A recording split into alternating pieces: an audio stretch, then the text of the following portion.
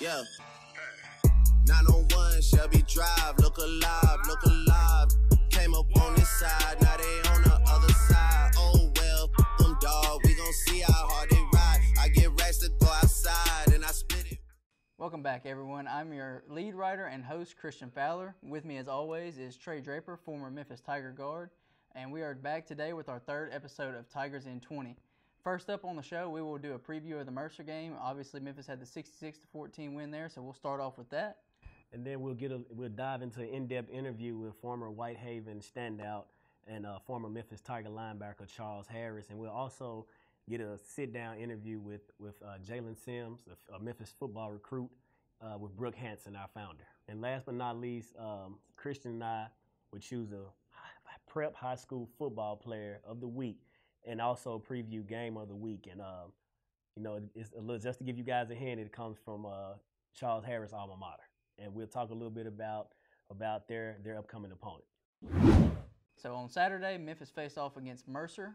They obviously came away with a 66-14 win. It was a huge game. They came out firing from the jump. It was 56-0 at halftime. It was Brady White's first game as a Tiger, and he came out firing on all cylinders. He was 22 for 28 for 358 yards and 5 touchdowns, and he did not play a snap past halftime. So he obviously had a huge first game. His big target on the outside, 6'3" wide receiver DeMonte Cox, he had 4 catches for 79 yards and a touchdown, and he really could have had a bigger game. He had an 85-yard, pretty surefire touchdown go through his hands. So Coxie still had a wonderful game. And then in the backfield, both of his running backs just had incredible games.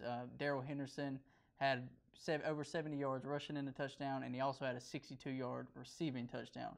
Patrick Taylor, on the other hand, had over 50 yards rushing and a rushing touchdown. He actually kicked off the scoring with the first Tigers touchdown of the year. And then he had a 75-yard receiving touchdown. So it was offensive fireworks all night, Trey. So, what did you see? What was your take on this first offensive performance for Memphis? One word, dominant. It was totally dominant. Brady White, as you said, threw for 358 yards. I don't think we've seen a performance from a quarterback like that in Memphis history in their the first game.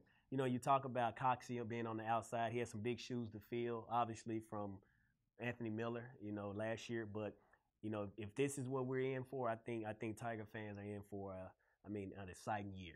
You talk about the all-purpose backs back there.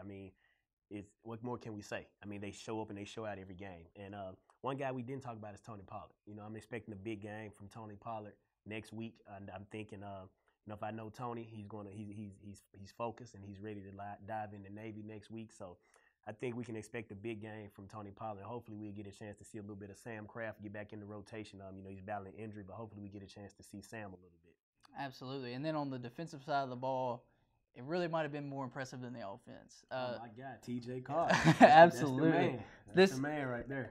As you guys know, the defense did have some holes last year. They were an opportunistic defense, but in the first game, they just came out and dominated. They allowed 37 yards, I think, going into halftime. Going first half.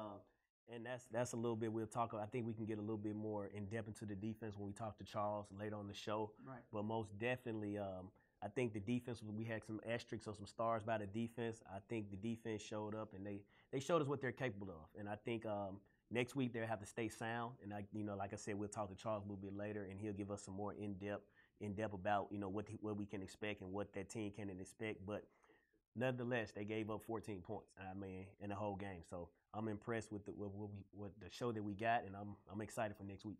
Yep, and 6 of those 66 points did come from the defensive side of the ball with TJ Carter, who defensive player of the week. Oh yeah, TJ Carter had a wonderful game, and also with Jackson Dillon being back, he brought the energy. This defense, Chris Ball's defense was hyped up and ready to go for game 1. He's obviously worked a lot of energy into that defense, and he had them ready to play week 1, and they came out and they dominated. Indeed.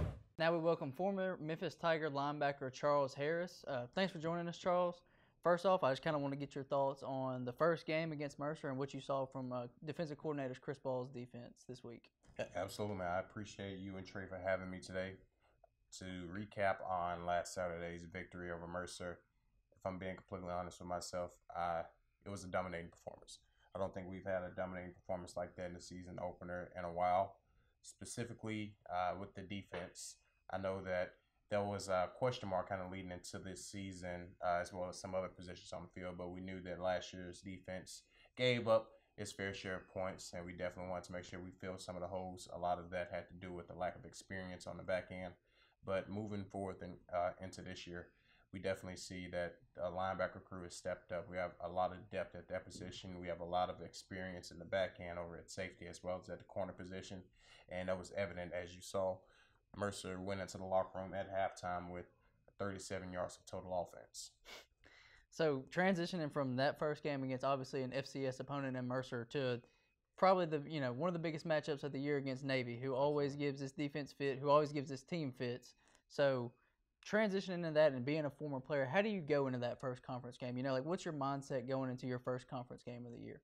Mindsets, anytime you go into any game, have to be, keep your eyes disciplined, keep your mindset disciplined. 48 hours out before the game, you want to make sure that you're completely locked in as to what you and your teammates are willing to accomplish. And that is even intensified as you move into conference play, because obviously everyone understands that conference play determines how you finish the season and where you're ranked, and all the postseason bowls and everything else also align with those conference wins. But specifically moving into conference play and going up to Annapolis to play Navy, Navy always has a tough team. You know that they're going to be extremely disciplined and extremely sound. So I will say one of the great things about Navy is that you know what they're going to do, because they do the same thing week after week, game after game, year after year.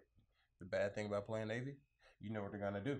Right. And it's extremely hard to stop. You have to play disciplined football. You have to trust that the guy next to you is going to make the play that he needs to make. You have to trust that the guy in the back end is going to stay disciplined when it's a pass situation, or he has to keep his eyes disciplined and not continuously run into the box to try to help that next guy and blow a coverage. So it's going to be extremely important for us to be disciplined going into this week and understand that Navy played it.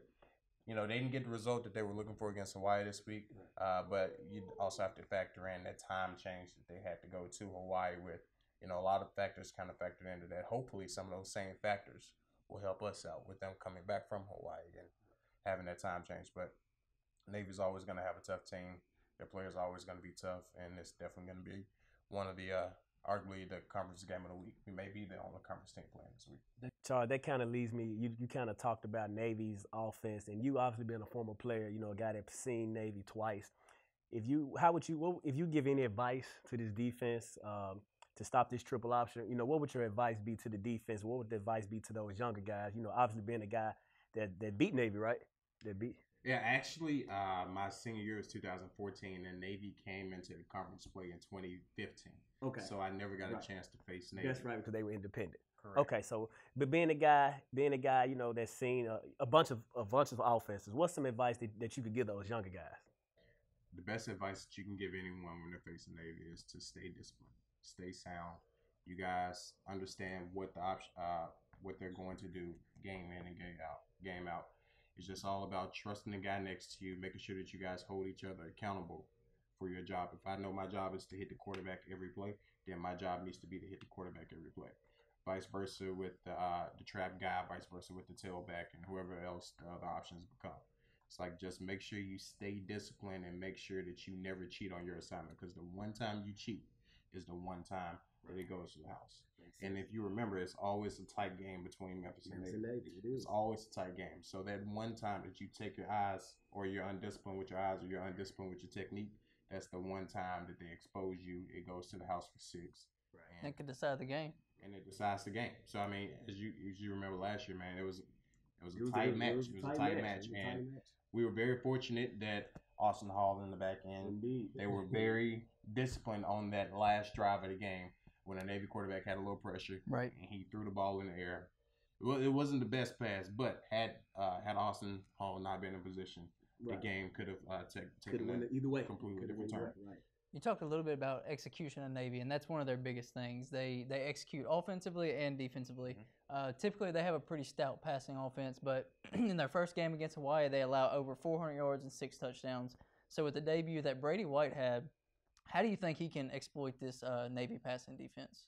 My entire thing with Brady White and this entire quarterback debacle that kind of transpired from the spring until the fall, and obviously up until the first game, it's like Man, Brady, you've proven on at a certain level that you can play quarterback, and you've even proven at this level that you can come in and win a starting quarterback position.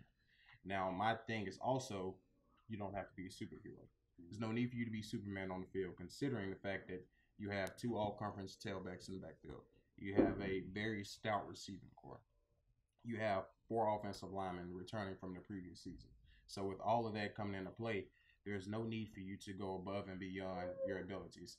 Be exactly who you are at all times. Make sure you get the ball to the right person. Make sure you continue to encourage these guys when times get rough in the game. And just continue to do those things, and the game is going to come to you. Those guys are going to be appreciative of how supportive you are, and they're going to be willing to block half a second longer or die for that pass that's a half a yard overthrown. So those are the things that are going to help Brady White truly mature as the season progresses. And as he matures as the season progresses, his confidence increases. Right. As his confidence increases, his play increases. And as his play increases, everyone around him play increases as well. So. I agree. A little bit, we talked about Navy, but, I want to go a little bit on the other side of things. First of all, I want to say, I've been knowing you since we were in middle school, elementary, and I've always admired you. And I admired you even more when you took a chance to go to University of Memphis, and when it typically wasn't the right thing to do or the most popular thing to do. You guys, Terry Redden, Lonnie Ballantyne, Keywan Malone, you guys pretty much transformed this program in the way people looked at Memphis football. Can you talk a little bit about, because for me it was different. For the guys that I came in with, it was everyone wanted to go to Memphis to play basketball. But for you guys, a lot of people didn't really want to go to the University of Memphis to play football. Can you talk a little bit about what was your decision? Because obviously you could have went anywhere in the country. Talk about your decision and talk about really what it meant to you. To see that to know you built this. In so many words, you built this program. Absolutely, man. So coming out of high school, I had roughly 7 offers, and I was deciding between Memphis and NIU as well as Arkansas State. Didn't have any Power 5 offers at the time, but I was deciding between all FCS schools. And NIU, or Northern Illinois, came on late. At the time, they were ranked top 20 in the country. They were coming off their 3rd conference win. And after I got the call from the coach, I went home, and here they are on my living room television playing in a bowl game. So I'm like, man, this is a sign from the Lord, man. It's like I was meant to go be a Northern Illinois Husky. Right. And, I went up to my visit, and I loved it.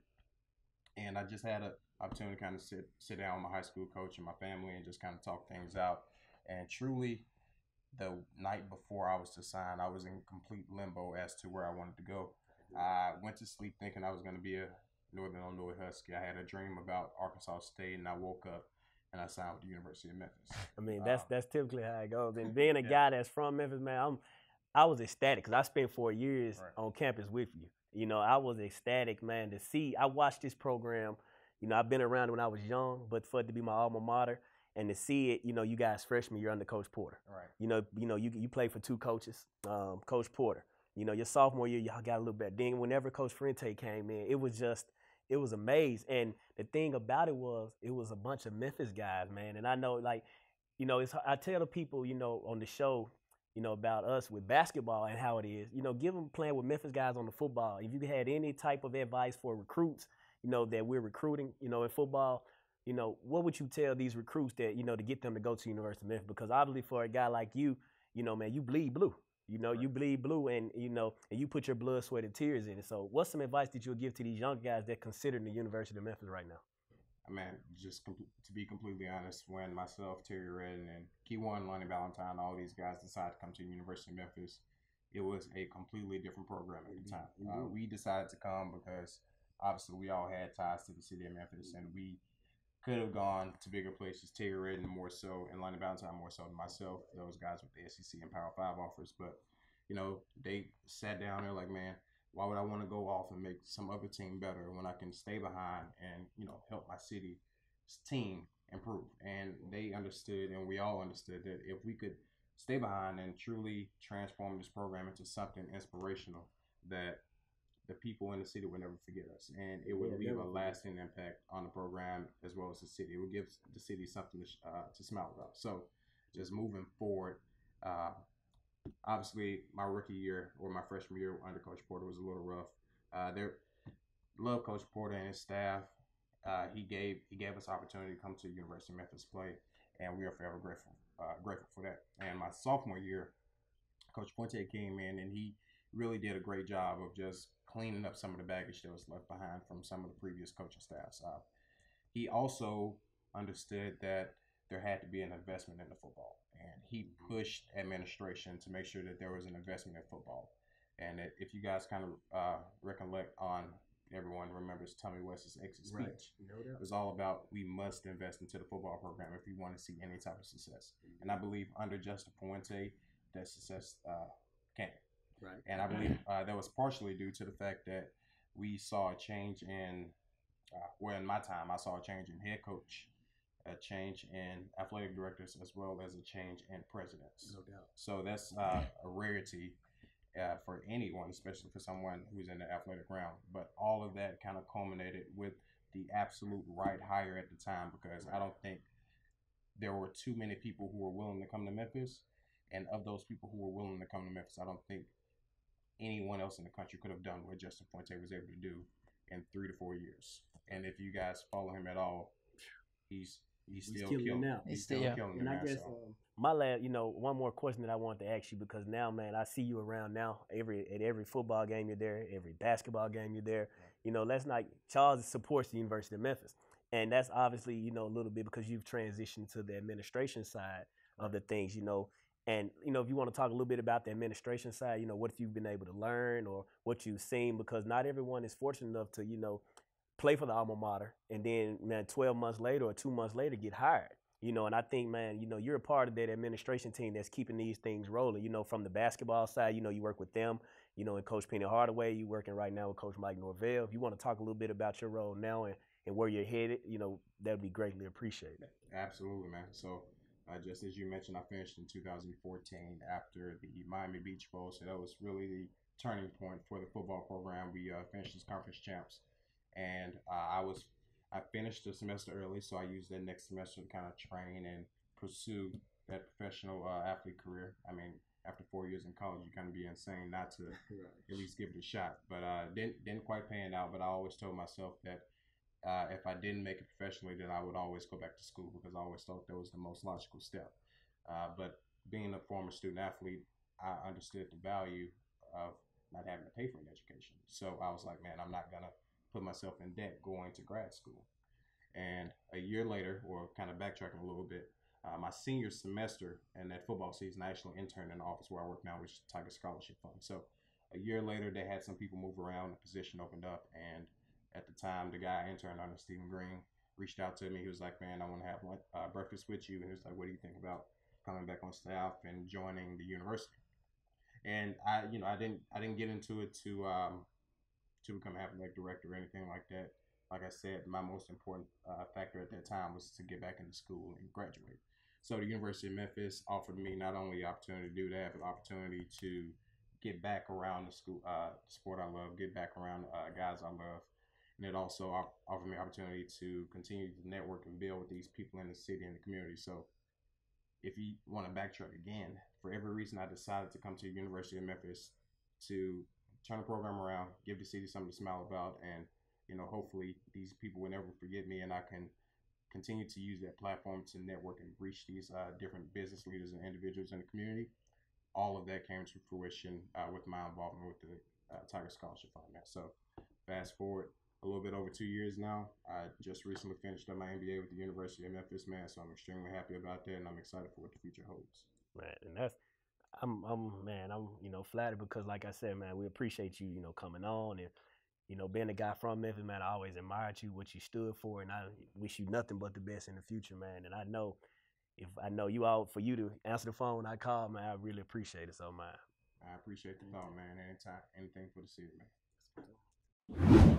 Now for a special edition of Talk About with Brooks Hansen. He traveled earlier this week to Fultondale High School to talk to 3-star top 500 linebacker Jalen Sims.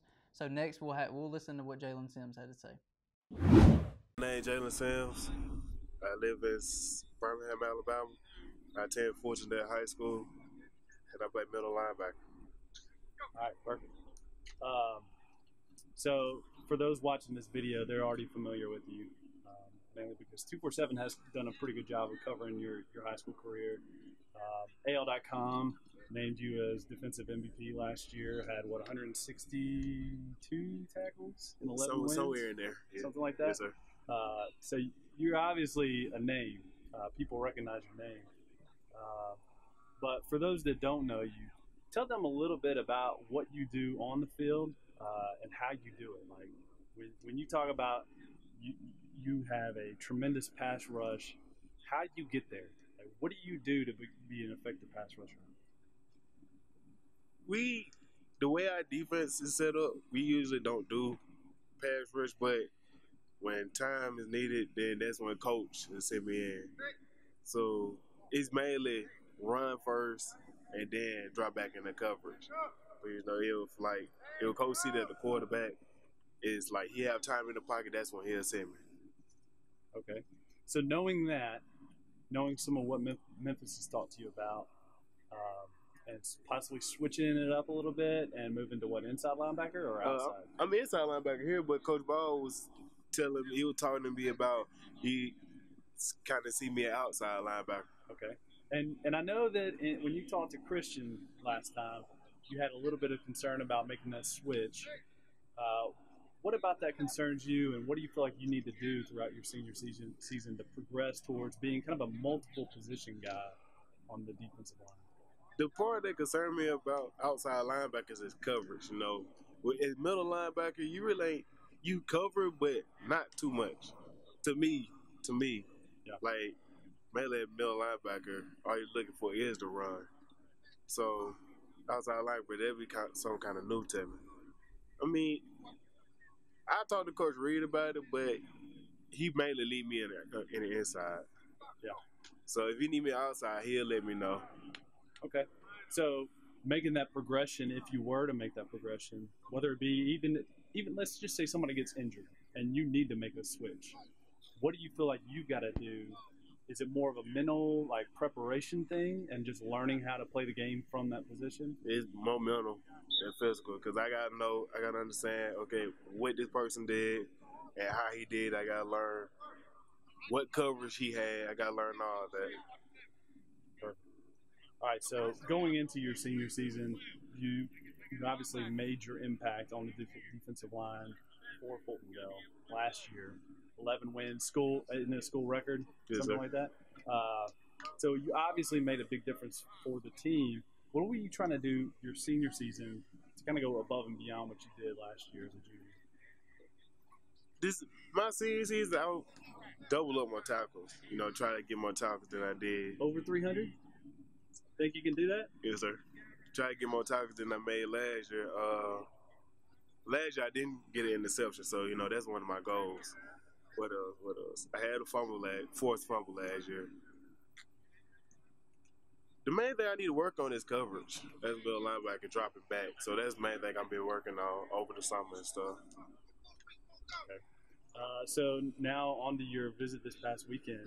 You kind of went into that wanting to see, the fan base, the atmosphere. How do you feel like that visit went as a whole? And what are some of the things that you learned from your visit to Memphis? I mean, when I went up to Memphis, it ain't like other schools that I went to, to go visit the games. I can't compare Memphis to a SEC school. I was looking for 50 people at the little sign-in table. But it was different. I went to go get my tickets and stuff, went in the gate, sat down, I looked around. And like I said again, I can't compare Memphis to the other schools. So I gave it time. It wasn't a lot of folks in the stands. To me, it wasn't. But as when the game started, when I looked around, bam, there go all the people. Ain't no Memphis crowd is crazy. Yeah, so that's one of the things a lot of people don't know about Memphis is it's considered a late arriving city to everything, to basketball, game tips. There's half the stadium is empty, and you look up 5 minutes in, and it's packed house. That's how it was. So same thing with football. Late arriving crowd. They wait till after the kickoff to show up. I don't get it. So, from your time there, actually seeing Memphis's facilities, what they're doing with, did you get to see the practice facility or anything? What they're doing? I didn't see the practice facility, but I did see the locker room, the new locker room they did. What do you think about the new locker room? Nice. It's nice. All right. So now that you kind of like settled back into this idea of waiting a little bit on your commitment, how are you feeling about that? I know that you were wanting to wind it down. Yeah, I actually wanted to go and commit Friday, but things don't go as planned. Yeah. So like Memphis is my #1 school, but like for now I'm just focusing on football. Yeah. Focus on my team right now. Okay, so now that you kind of have, I guess, a favorite, not really a favorite, but they're kind of the team that you're focusing on right now. Yes, sir. Now that you're in that position, what's your plan? Do you have a plan, or you want to kind of like do a big ceremony, or you just kind of want to up and one day just straight up announce it? What are you thinking? See, when I was gonna commit, it was gonna be we had a pep rally like every first game, so it was gonna be during the pep rally, like in front of the whole school. The news they can come if they want to, but I just wanted to announce it in front of my school.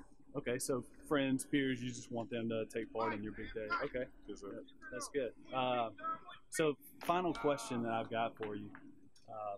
This is not a normal question that you're typically going to get from somebody in the media, but there's a guy named Simon Sinek. He wrote a book called Start With Why. And his big question to people is, when you do something, something you love, something you're passionate about, you need to start and establish why you do it. So for you, Jalen Sims, why do you play football? What about football makes it to where you have a reason to play? What is that why for you?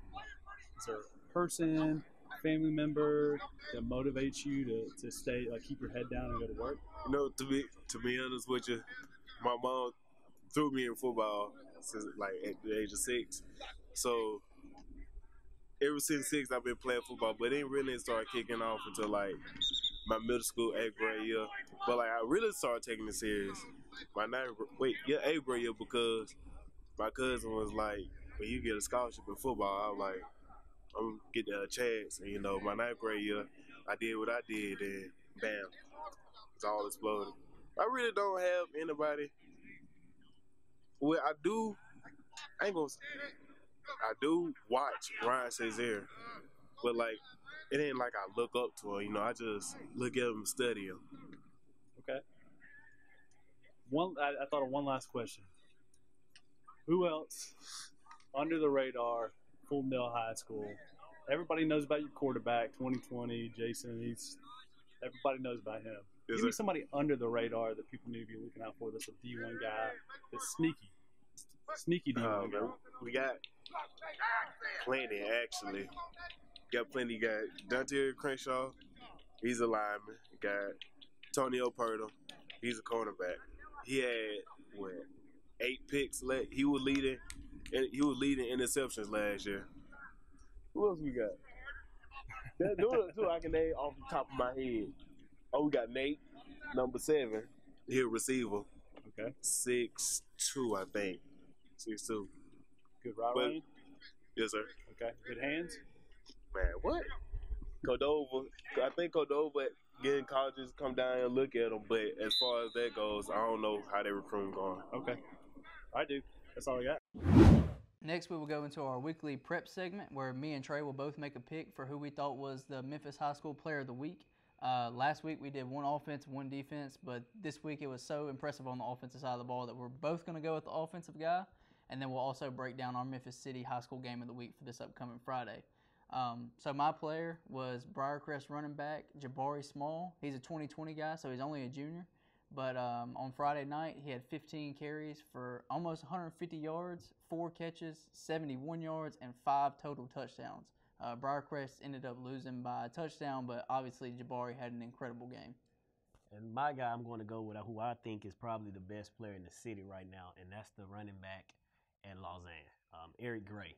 He had 17 carries on 280 yards rushing and 3 touchdowns, and he didn't even play in the second half. They beat Hardin Academy 49-7, and he's a University of Michigan commit, and shout out to Eric Gray and shout out to his offensive line, that offense, and shout out to the whole Lausanne squad. and that kind of leads us into the game of the week for this upcoming week. It was Thursday, but it got moved to Friday night at Rhodes, and that's Whitehaven versus Lausanne, Charles' alma mater. Versus Eric Gray's. Versus Eric Gray.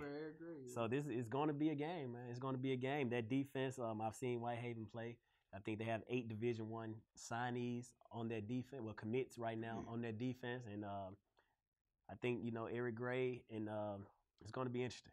What do you think about that? I mean, there's a ton of firepower in this game. On the offensive side of the ball for Whitehaven, you have guys like 4-star wide receiver Kevion Mullins, a South Carolina commit.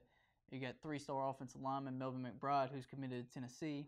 Then on the defensive side of the ball, I know they got some younger guys. I think class of 20 guys that are mid 4-star guys. So Whitehaven's absolutely loaded. And then with Lausanne, you've got an incredibly coached team, very well coached team.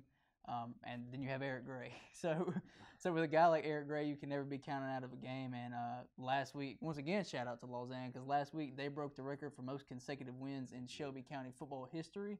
So 30, right? 30. So very impressive streak, and they'll be looking to keep it alive against one of the best teams in the city in Whitehaven.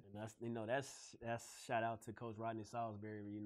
A guy that's been at Whitehaven, who I admire, who's a guy that I talk to a lot. Even though he coaches football, he's a mentor of mine, and I mean, it's going to be an interesting game. I advise anyone and everyone that's going to get there early.